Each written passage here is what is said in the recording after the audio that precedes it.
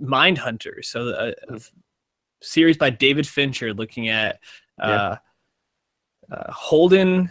Let me make sure I get the name right. Holden Ford, who was it's based off a actual person who basically created the study of psychology and how the FBI uses that in tracking serial killers. It has, interestingly enough, this is a guy, I was trying to figure out where I had seen him. His name is Jonathan Groff. He plays Holden Ford, the main character.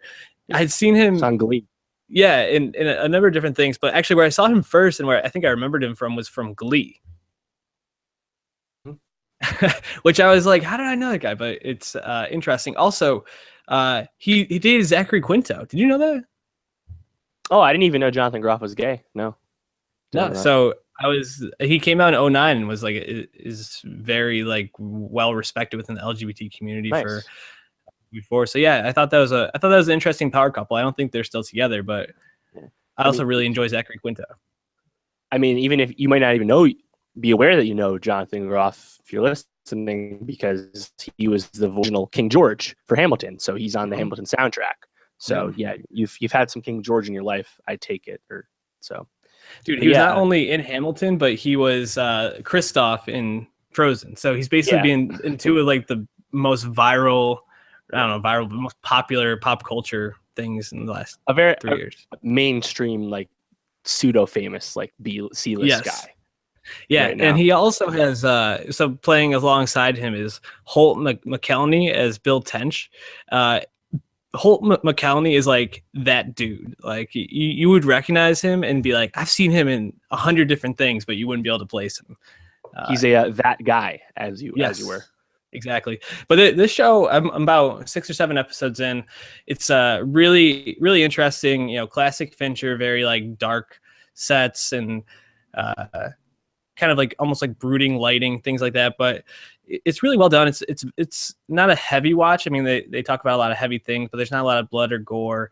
And it's kind of a slow build because you see them basically learning like and developing the art of psychology within the FBI's techniques, while you also see glimpses of probably this bigger serial killer that will end up being like the main bad over the course of the show, however long it goes. It'll be interesting because the character is based off of in real life actually went a little bit crazy from doing this. So I'm not sure how many seasons or how the character arc will actually be, but there's some really cool stuff in it. Also, Carrie Coon. So she's not in this show, but Anna Torrey plays Wendy in this show, and she looks just like Carrie Coon the way she does it up. So Carrie Coon had to put in her Twitter bio, "No, I am not the girl in Mindhunters," which for someone who said so many W's, that seems like a pretty big L for Carrie Coon. Yeah, shit. I mean, Leftovers and Fargo, and you have to put that. Come on. I mean, we kind of missed our segue here, but David Fincher was the one who kicked off House of Cards way back for Netflix, which, really put Netflix on the map before the streaming, revolution took off. So this is his next TV project. And obviously David Fincher, excellent director, Seven, another Kevin Spacey movie, as well as Zodiac.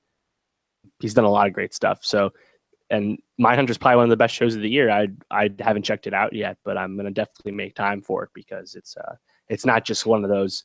I mean, we talked about Amazon and how this doesn't happen for them, but this is a show that came out of nowhere for Netflix and caught a moment in the beginning of October before Stranger Things was out, because that's what Netflix does. And not only because it catches buzz, but because it's good. So if you're into Mindhunter, let us know. You can tweet us at NowstalgiaPod. Let us know what you think. Are you a Jonathan Groff head? Are you in the hive?